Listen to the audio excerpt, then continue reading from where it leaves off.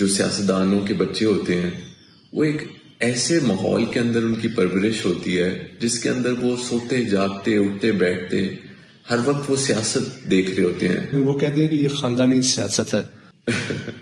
چونکہ مریم صاحبہ نے آپ کو بہت بڑی ذمہ داری دے دی جس کو پورے پنجاب میں اور پورے پاکستان میں لوگوں نے بڑا سراہا، لیکن کچھ لوگ تھے جو بہت کم تعداد میں، لیکن وہ کہتے ہیں کہ یہ خاندانی سیاست ہے اور ایک خاندانی سیاست کے طور پہ آپ کو آگے لایا گیا. اس پہ آپ کہہ رہے ہیں؟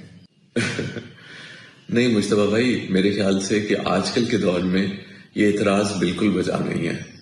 اس کی کئی وجوہات ہیں. جو سیاستدانوں کے بچے ہوتے ہیں وہ ایک ایسے ماحول کے اندر ان کی پرورش ہوتی ہے جس کے اندر وہ سوتے جاگتے اٹھتے بیٹھتے ہر وقت وہ سیاست دیکھ رہے ہوتے ہیں. نادانستہ طور پہ بھی سیاست کو سیکھ رہے ہوتے ہیں، پبلک ڈیلنگ سیکھ رہے ہوتے ہیں، سیاسی سفارتی آداب سیکھ رہے ہوتے ہیں.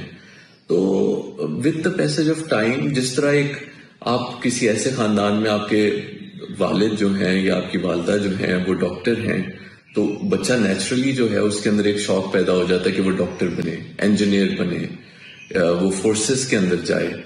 اب 2018 میں ڈار صاحب کے اوپر، بڑے میاں صاحب کے اوپر سابقہ حکومت نے میڈیا پہ آنے پہ پابندی لگائی ہوئی تھی.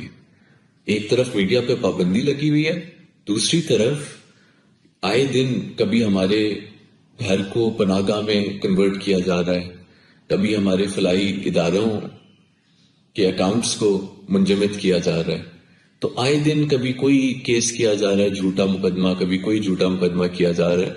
تو فیملی میں سے کسی نے تو یہ رسپانسبلٹی لینی ہے نا کہ وہ اپنا پوائنٹ آف ویو، اپنا مقدمہ جو ہے وہ عوام کے آگے رکھے. تو اس زمانے میں اپنی فیملی کی طرف سے وہ یہ میں نے اس چیز کا علم اٹھایا. اور پھر اس کے بعد بڑے میاں صاحب 1 سال بعد تشریف لے آئے لندن.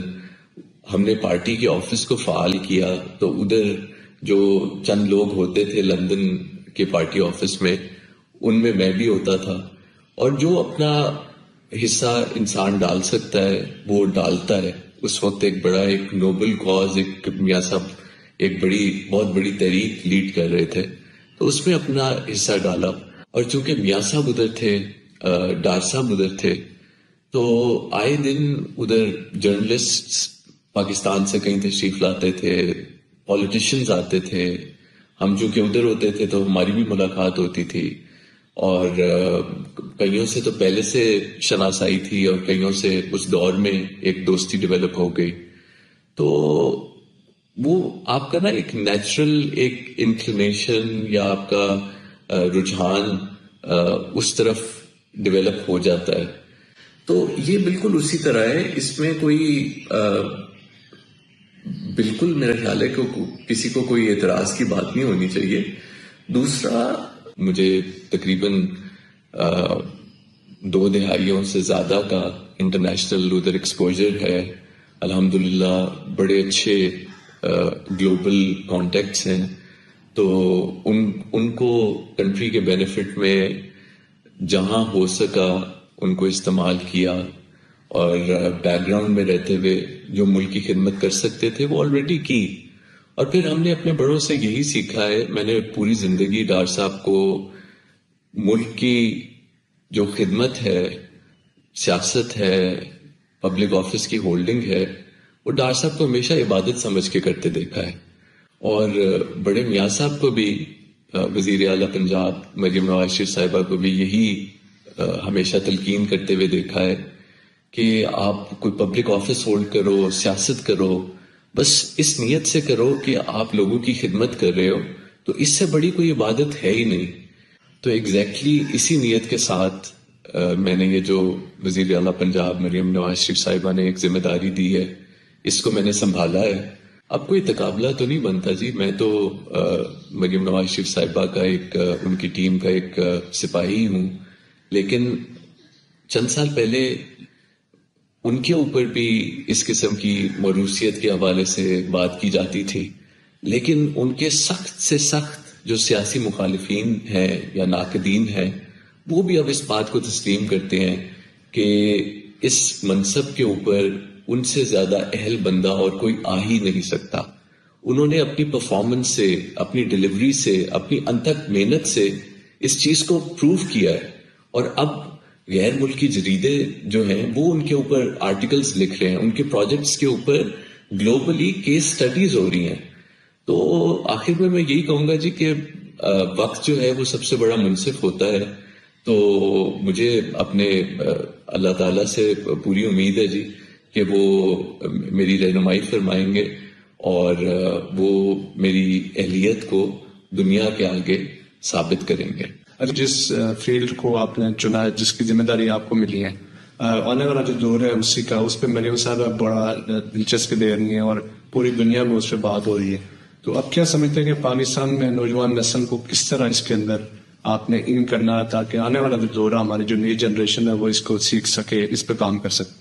جی مصطفیٰ بھائی، یہ وزیر اعلیٰ صاحبہ نے، مریم نواز شریف صاحبہ نے ایک ذمہ داری دی ہے، اور اللہ تعالیٰ نے چاہا تو اس کو بڑے احسن طریقے سے اس کو نبھائیں گے.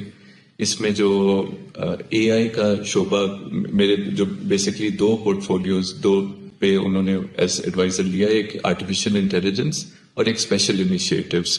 تو اسپیشل انیشیٹوز تو ایک جنیرک ہے جی، اس کے اندر تو کافی ملٹیپل اکراس سیکٹر چیزیں آ سکتی ہیں.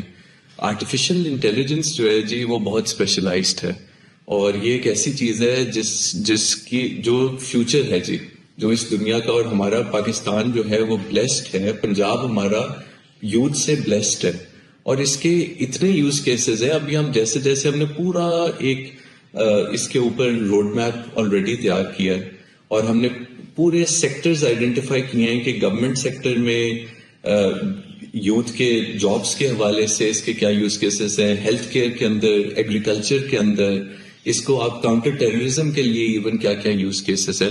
تو وہ سارا ہم نے ایک پورا پلان تیار کیا ہے، جو کہ ہم عنقریب وزیر اعلیٰ صاحبہ کو ہم وہ پریزنٹ کریں گے جی. پھر اس کے اپروول کے بعد اس کی ڈپلائمنٹ کا عمل جو ہے شروع ہو جائے گا. تو آپ دیکھیں گے کہ انشاءاللہ بڑی تیزی سے پنجاب جو ہے ایک رول ماڈل کے طور پہ ابھرے گا. ہمارا جو مین جو گول ہے وہ پنجاب کو نہ صرف پاکستان میں بلکہ اس پورے خطے میں ساؤتھ ایشیا کی سب سے زیادہ اے آئی انیبلڈ پروونس بنانا جو ہے وہ ہمارا یہ عزم ہے. اور اللہ تعالیٰ نے چاہا تو اسی ٹینیور کے دوران میڈم کے اس عزم کو پورا کریں گے جی.